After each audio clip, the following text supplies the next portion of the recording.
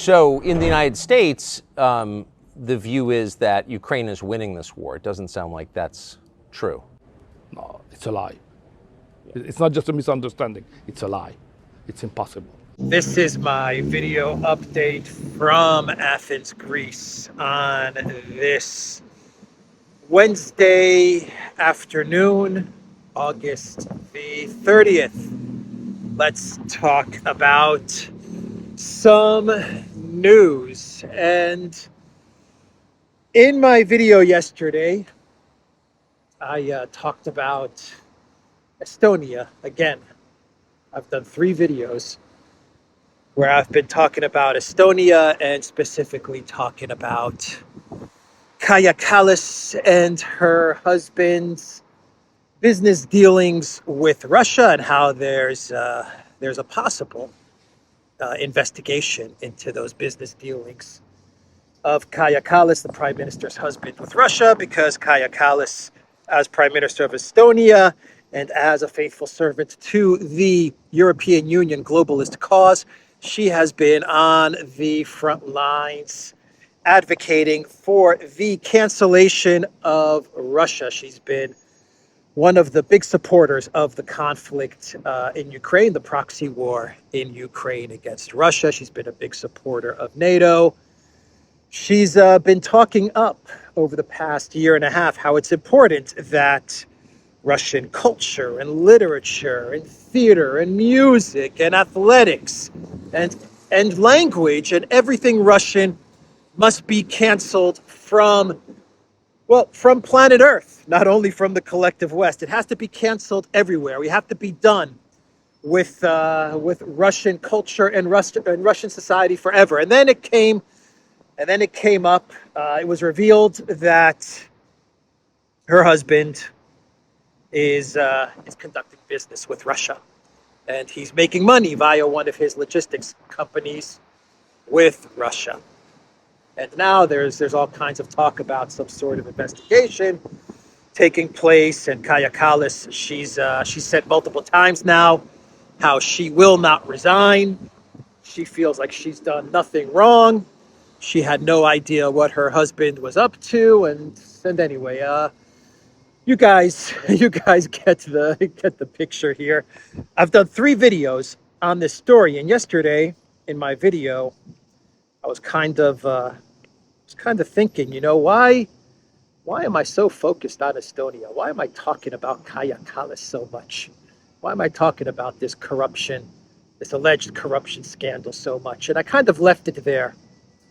And then yesterday we had the drone attack on the Russian airfield of Pskov, Pskov.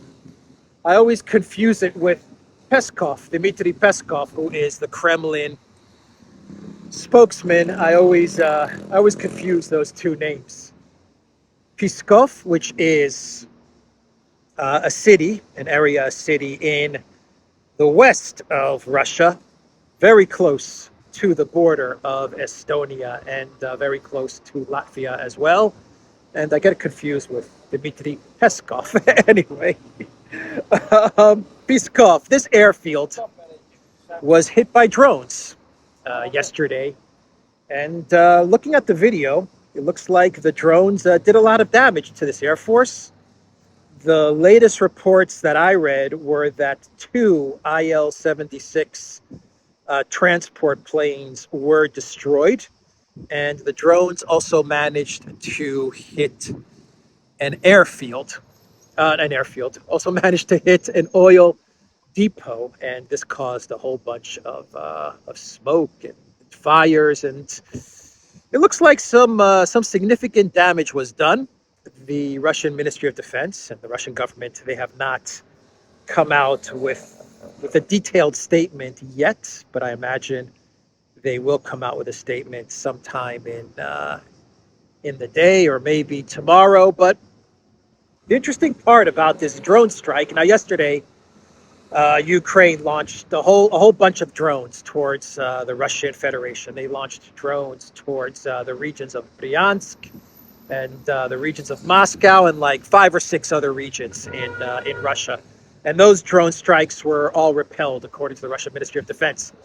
But this drone strike towards Pskov, this is an interesting one because Pskov is, when you look at a map, and I'll put a map on the screen right now, you notice that this airfield, this city, is about 700 kilometers away from Ukraine. And in order for those drones to have successfully reached this airfield, they would have had to, if they were launched from Ukraine, they would have had to have traveled over Belarus in order to get to this airfield and to strike at this airfield.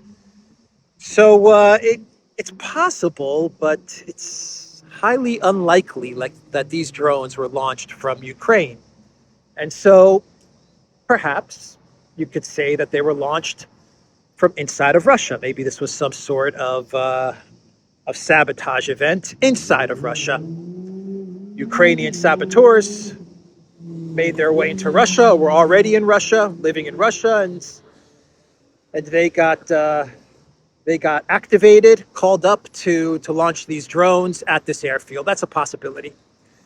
The other possibility, which is gaining a lot of momentum and is creating quite a stir, is that these drones that caused this damage on Russian territory, I'm kind of leaning on the tree, that's why I'm here. But these drones may have been launched from either Estonia or Latvia. Now, Latvia is, the borders of Latvia, it's 60 kilometers away from this airfield, and the Estonian border is 30 kilometers away from this airfield. So it's highly likely, we don't have an official statement yet, so we don't know, but it is a possibility, I would say highly likely, that these drones were launched either from Latvia or from Estonia. Now, it gets even more interesting. Maybe you have, once again, Ukraine saboteurs living in Estonia or Latvia who launched these drones towards this airfield. That's a possibility. Perhaps these drones were launched by the governments of these two countries, either the Latvian government or the Estonian government. That is also a possibility. Perhaps the Estonian government or the Latvian government gave the green light to these Ukrainian saboteurs or to their own militaries to launch these drones from within their territory. Now, what makes this very interesting as far as Estonia is concerned is that you have this Kaja Kallas scandal playing out. It's getting a bit windy now all of a sudden. One sec. Never fails. Every time I record, the wind always finds me. Wind, stop. All right, the wind stopped.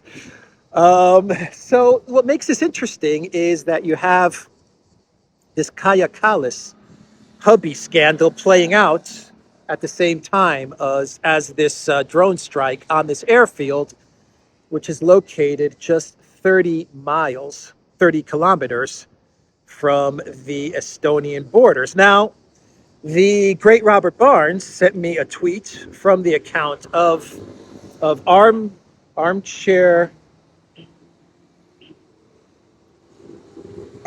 warlord, and he had a Twitter thread which had an interesting theory as to what would motivate Estonia and the government of Kaja Kallas to do such a thing or to green light such a thing. Now, obviously, one of the reasons for a Baltic nation to green light or to actually launch drones towards this airfield is to try and provoke Russia into some sort of action against one of the Baltic nations, which would then lead to some sort of NATO involvement in the conflict in Ukraine, or against Russia, which would then somehow save the failing Zelensky regime, the failing counteroffensive, and the collapsing Ukraine government and military, and the collapsing Ukraine proxy, because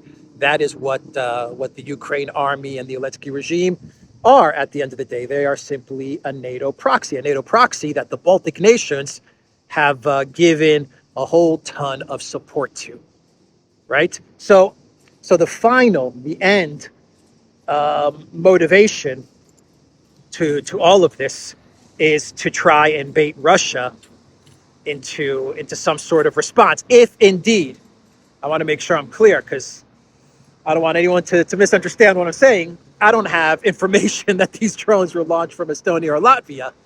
There's just a lot of speculation and talk that these drones may have been launched from Estonia and Latvia.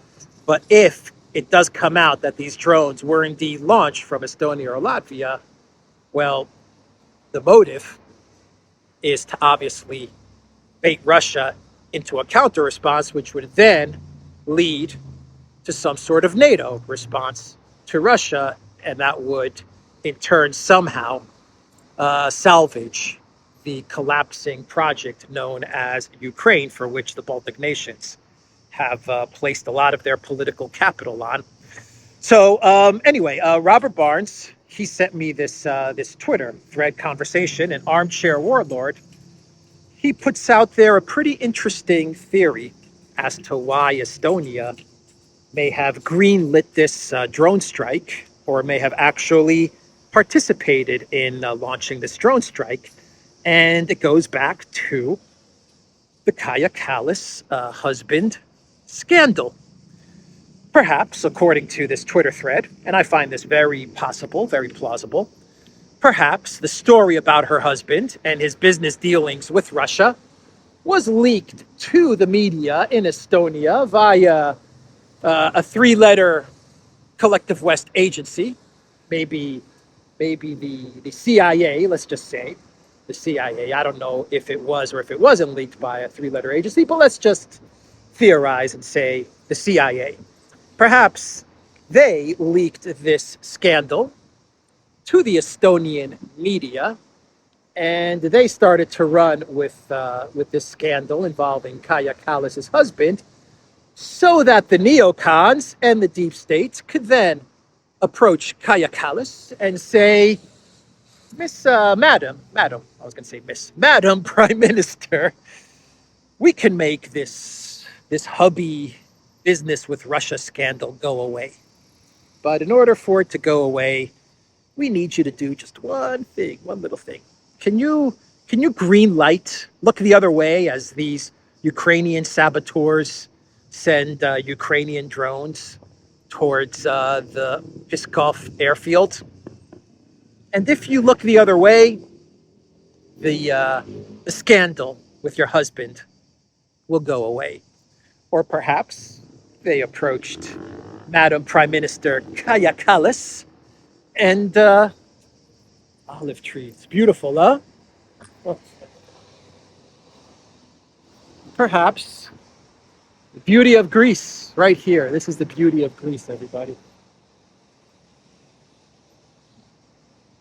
Talking geopolitics under this beautiful tree.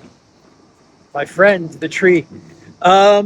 Perhaps they approached Kaja Kallas and they said, Madam Prime Minister, we want you, your military officials, to just quietly take these Ukrainian UAVs and just send them going towards the airfield in Pskov. It's a very, very possible theory. I'm not saying that's what happened. I don't know what happened. I'm still waiting, as I imagine all of us are, for an official statement from the Russian government and the Russian Ministry of Defense. But a very interesting theory to think about and to explore. Another possibility, connected once again to Kaja Kallas and her husband's business dealings with Russia and this scandal that's playing out in Estonia, perhaps Kaja Kallas herself and her government didn't need a three-letter agency to approach them. And they said, you know what? Maybe we can kill two birds with one stone here. And if we allow these Ukrainian saboteurs who are hanging out in Estonia to launch drones towards Russian territory, or if we give a signal to our military, wink, wink, nudge, nudge to our military and tell them, look, we have these Ukrainian UAVs. Do you guys mind sending them towards Russia? Perhaps we can distract away from the scandal and at the same time maybe bait Russia into some sort of action, which would then lead to NATO getting involved in Project Ukraine, and then it'll maybe save our political future in Estonia and, more importantly, in the European Union. So maybe this actually originated from the Kaja Kallas government, and they said, we don't need a three-letter agency. We have an idea. Let's distract away from this scandal. Let's send some drones into Russia. We won't say what happened. We'll just get people talking about it. This will be a nice distraction for the Estonian public away from this scandal of Kallas's husband. And at the same time, maybe Russia may do something. Maybe Russia may react in a way that they haven't reacted so far. Maybe they'll lose their cool, and that will prompt NATO to get involved, and Project Ukraine could be saved. So I don't know. I'm throwing some stuff out there, and once again, I'll say it for like a third or fourth time. We don't know from where these drones were launched. We're waiting for the Russian Ministry of Defense to come out with a statement. Maybe a denial from the Estonian government. That would be interesting. So far, they haven't said anything either. But then again, they haven't been officially accused of anything. All of this is speculation. But these are some theories that I'm throwing out there. And what are your thoughts? Are these plausible theories? Do you think this is a possibility? I mean, you look at the geography, and I just can't see these drones traveling from Ukraine 700 kilometers over Belarusian territory and then making their way to the airfield. Maybe that is what happened. But I would say that most likely it's one of two scenarios. Either these were saboteurs inside of Russia, which is very possible, Ukrainian saboteurs inside of Russia, and they launched these drones towards this airfield, or the other possibility, which I think is very likely, is that these were Ukrainian saboteurs in Estonia or possibly Latvia, or this may have even had the quiet involvement of one of the Baltic nation governments so that they can hit at Pskov airfield in order to either distract away from their internal scandals as well as to try and get NATO involved in this conflict, because the Baltic nations are heavily invested in Project Ukraine. And they understand that Project Ukraine is collapsing and that Russia is winning. And the only way to save Project Ukraine at this moment in time is to somehow get NATO involved in this project. Now, maybe the CIA was involved, maybe the FBI, maybe the neocons, maybe Nuland, maybe Blinken, maybe Joe Bidenopoulos himself was somehow involved in this. Who knows? Who knows? But, we've seen it all at this point in time. We have seen so much from Nord Stream to now this incident. I mean, nothing would surprise me. Nothing would surprise me at this moment in time. Anyway, we had an interesting interview from Tucker Carlson with the Hungarian Prime Minister, Viktor Orban. This was on Tucker's Twitter channel, Tucker on X, and it's about a 30-minute interview. I will put a link to this interview down below in the description box. A fantastic interview, excellent questions from Tucker Carlson, excellent answers from Viktor Orban, and they covered a lot of ground in 30 minutes. They talked about Nord Stream.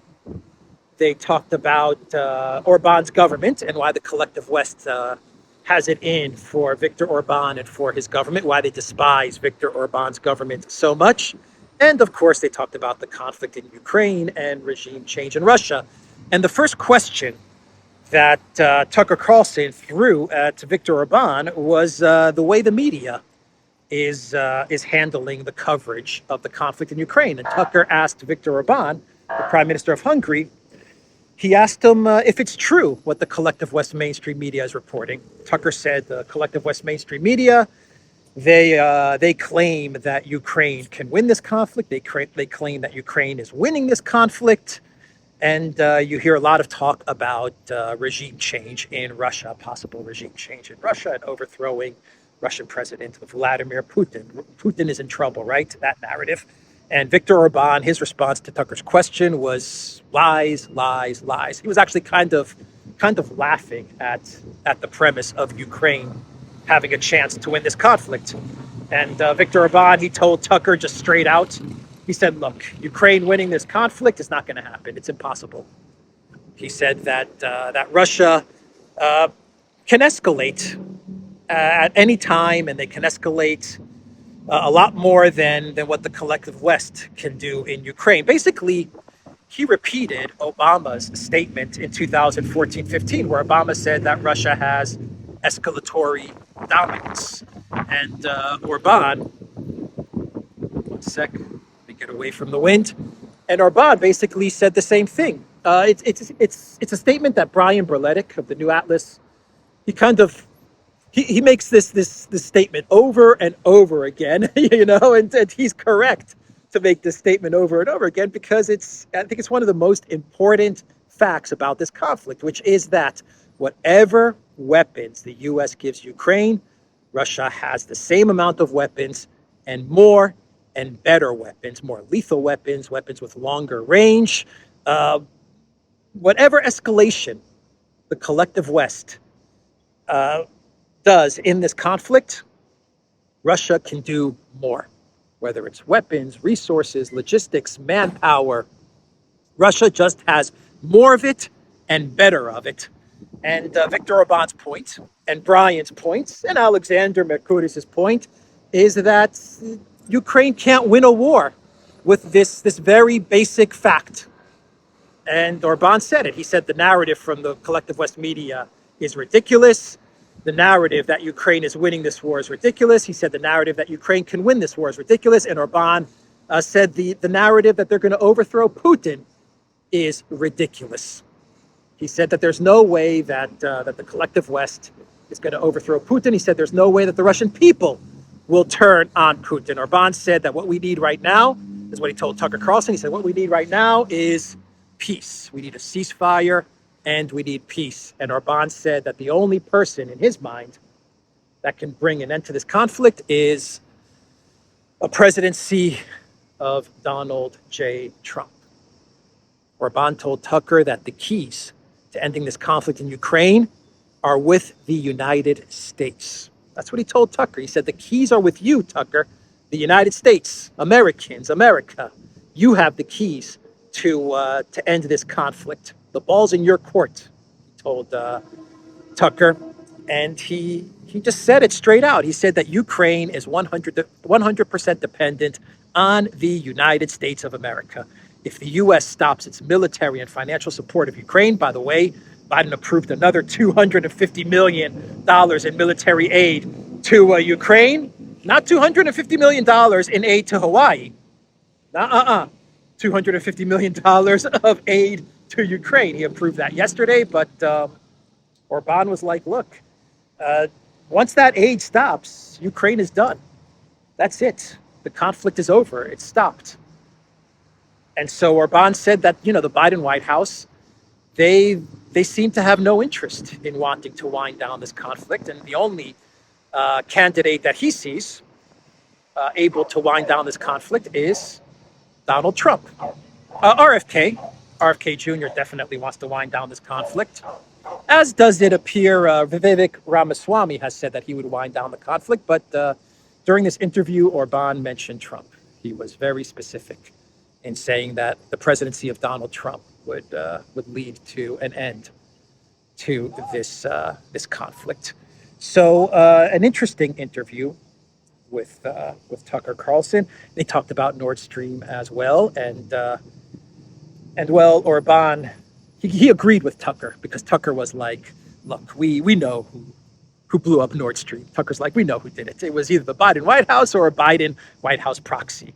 He's like, "Right, Victor, right, Mr. Prime Minister?" And Orban was like, he was diplomatic about it. He's like, "Yeah, I'm not going to say it was the Biden White House. I won't say that, but obviously it wasn't Russia." He's like, "It wasn't Russia that we know." So that was an interesting answer from Viktor Orban. Viktor Orban, by the way, he said that one of the first statements his government made after the Nord Stream sabotage was to warn the parties involved in the sabotage, and he said it's not Russia. He said this is not directed at Russia. He said that the Hungarian government and the Serbian government, the first thing they did is to warn the parties that did do this, that if they did this to the South Stream, to the pipeline in the South Corridor, which provides gas and oil to Hungary and to Serbia. He said if they decide to blow up that pipeline, he's like, well, then Hungary and Serbia are going to take action. I think he was meaning they would take military action against the saboteurs that blew up the Nord Stream pipeline. So I think there was a general hint from Orban that this is somehow connected to the Zelensky regime and to Ukraine. Well, according to the Washington Post, the New York Times, the Financial Times, the Wall Street Journal, this was all being orchestrated by Zelensky. Not my reporting, their reporting. They claim that Zelensky was the mastermind in blowing up the Nord Stream pipeline. Of course, Orban and Tucker, they were kind of, in their own way, kind of making fun of Germany and the fact that Germany has done nothing. Orban was like, I don't want to judge Germany. Germany's going to do what it needs to do. But if it was Hungary, he's like, if it was Hungary and they blew up our pipeline, well, there'd be trouble for the saboteurs. So anyway, I don't want to give away the whole interview. It's 30 minutes. It's fantastic. Watch it. It's one of Tucker's best segments, I believe. So what else should we talk about? How about France is decaying, its collapsing position in Africa?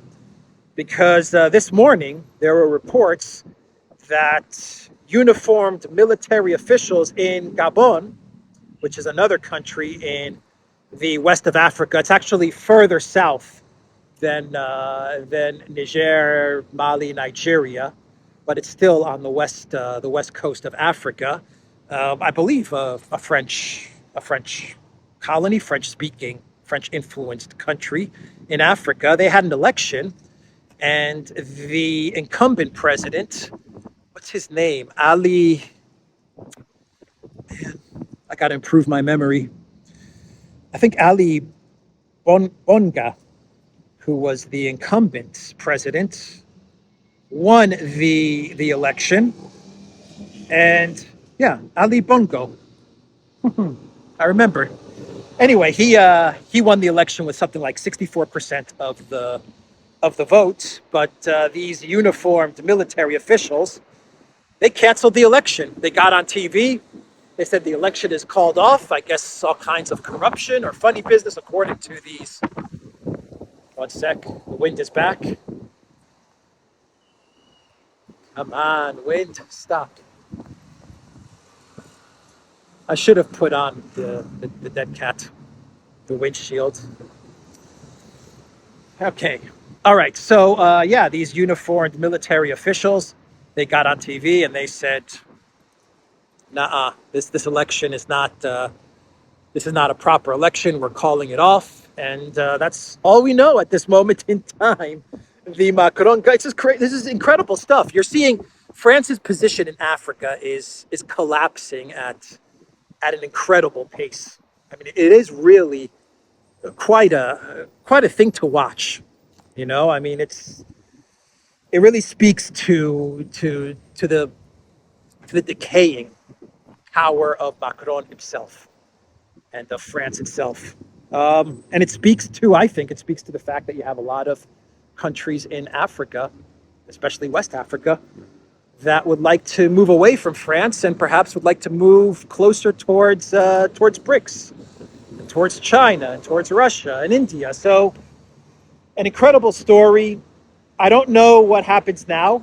I know that the Macron government said that they're watching things closely in Gabon, and they said that they need their diplomats to get on this case right away and to figure out what's going on. But it looks like we have, I don't know if this is a coup or what you would call this, but you have a cancellation of elections by allegedly military officials.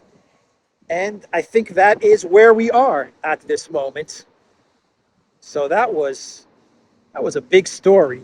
What's happening to France in Africa is a huge story, and I think it really defines the shift that is taking place in geopolitics at the moment.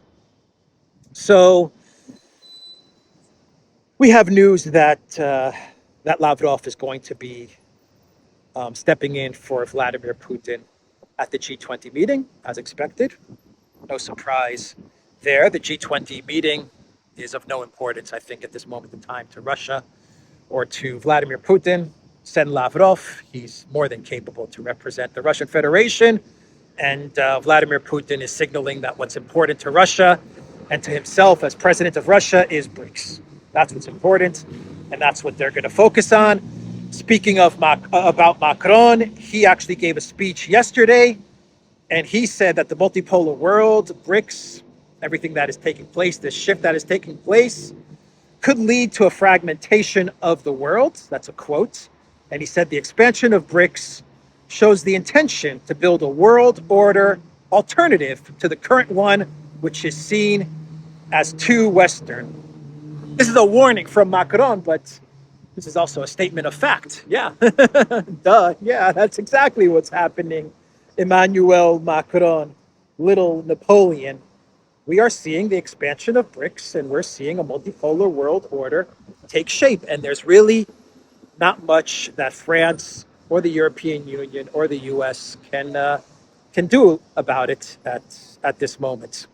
So Macron is basically saying that the globalist elite of the West better be prepared to lose a lot of money and a lot of power, because the world is shifting away from a unipolar world, and it's becoming a multipolar world where you're going to have a lot of different countries pressing their interests on the global stage. And I believe Xi Jinping, he came out with a statement yesterday, and he said that China's going to make sure that all the voices are heard in this multipolar system. That is the statement. I'm paraphrasing what Xi Jinping said, but basically he said that he's going to take into consideration this multipolar world order is going to take into consideration all of the voices that need to be heard.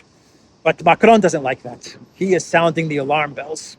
This is going to lead to a fragmentation away from the dominance of the collective West. And when he means the dominance of the collective West, he means that the collective West leadership is going to lose their access to unlimited money and to unlimited power. And before I get into my clown worlds, how about the reports that Erdogan will indeed meet with Russian President Vladimir Putin? I believe they're going to meet in Sochi in about a week and a half time.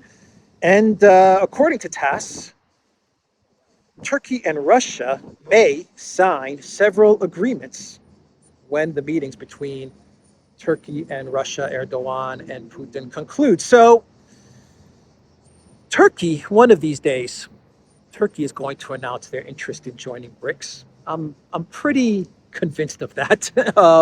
Turkey is going to announce that they are absolutely interested in joining BRICS, and they're gonna actually submit like a real application to join BRICS. I think that's coming. But what this also shows is that the tensions that were stirred up from the summer, when the beginning of the summer, when Erdogan released those 5 Azov guys, and he broke the agreement with Russia by releasing the 5 Mariupol Azov soldiers, prisoners. I think that that as predicted on the Duran and kind of on this channel, that Russia needs Turkey and Turkey needs Russia at the moment, and that they're going to find a way to move past and beyond the tensions of the Azov Mariupol prisoner release, and they'll find a way to mend fences and to get back on good terms, and that's what you see happening. Now, Erdogan's going to want to talk about the grain deal. That's very important to Erdogan. We'll see what Putin says about the grain deal. I think we already know Russia's position. Stop using the grain corridor to attack Crimea. And more importantly, for Russia, what can easily be done for Russia is that the European Union needs to turn on the switch for swift access to the Russian Agricultural Bank, which is something the EU refused to do for 9 months. And so Russia simply didn't renew its participation in the grain deal. Very easy thing for Europe to do. They refused to do it.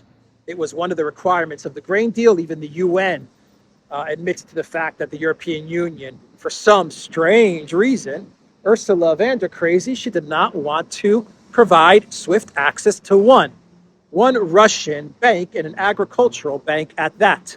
So those are going to be Putin's terms to Erdogan, and Erdogan's going to have to take those terms, which he's fully aware of. He knows what the terms are. He's going to have to figure out if he can somehow convince the collective West to abide by the terms of the grain deal, or if he's wasting his time by doing that. We already have a new type of grain deal that's been put together by Turkey, Russia, and the United Arab Emirates anyway, which is taking Russian grain and it's getting it to the countries that need it most, because you got to remember, the grain that was leaving Ukraine was not really going to the countries that need it. It wasn't going to the poorest countries that need the grain. It was actually going to the European Union, and they were taking that grain and they were using the grain in order to keep food prices low. And now they don't have that grain, so they've got a problem. And Zelensky has a problem because the grain was giving him $500 million every month. That's the money that he was making off of the grain deal. That's what was going into the Ukraine state coffers, or into the pockets of Zelensky and his cronies. And now that $500 million a month is also gone, so he's panicking as well. Anyway, it's going to be an interesting meeting between Erdogan and Putin in the next week and a half. Let's do a couple of clown worlds. And the first clown world has to do with the Pope. The Pope made a clown world. He was actually placed on the Mirotvorets kill list. He was placed on the Mirotvorets website, and it was deleted very quickly. So he made it onto the site, and from what I understand, it was deleted like within an hour. But the reason he was put on the site is because the Pope gave a speech, I believe a video speech, to Russian Catholic youth in St. Petersburg. I think I've got that right. And he was giving this speech to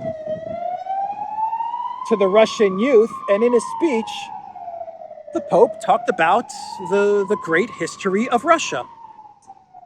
Nothing controversial there. He talked about the Tsars and the Russian Empire and Russian culture and all of these things about Russian history, and how great Russian history is, and how important Russian culture and Russian history is, which is true, right? I mean, there's nothing controversial about that. But the Zelensky regime got very upset. How dare you, Pope, talk about Russian Empire and Russian history and stuff like that. They're like, you're legitimizing Russia's imperialism while they're ignoring collective West empire, empire which is controlling their country right now. But anyway, they're upset with Russian imperialism, and they said that the Pope was legitimizing Russian imperialism, and that's why he was placed. Just 1 second. That's why he was placed on Miro Dvorets. So That's the first clown world. The second clown world has to do with Joe Bidenopoulos, Greece's favorite son. New York Post, they put out an article with the title, National Archives has 5,400 Biden emails in which he uses fake names to dish government info to Hunter, others as VP suit. Joe Bidenopoulos, Greece's favorite son, according to the New York Post and according to the National Archives, he doesn't have 2 or 3 aliases, pseudonyms. He's not using 2 or 3 different names in his communication, whether his past communication or his present communication with Hunter Biden and Hunter Biden's business partners. But he has upwards of 5,400 emails with all kinds of different names for Joe Biden. 5,400 Biden emails in which he uses fake names. So we may have 10, 20, 30, 40, 50 different pseudonyms, aliases for Joe Biden. And what if, what if we find out if these archives are released, if these emails are released, what if we find out that one of the names that Biden uses to communicate with Hunter and with Hunter's business partners is Joe Bidenopoulos? Oh, please, God. Please let that be true. Oh, would that be funny or what? Can you imagine if these archives are released, these emails are released, and in one of these emails, we see communication between Hunter Biden and someone named Joe Bidenopoulos? Oh, that would be funny. That would be clown world of the decade. Anyway, that's the video, everybody. TheDuran.locals.com. We are on Rumble, ODYSEE, BitChute, Telegram, Rockfin, and Twitter, or X, the platform formerly known as Twitter, now called X. You can find us there as well. Duran Shop, 10% off. Use the code. Good day. Take care.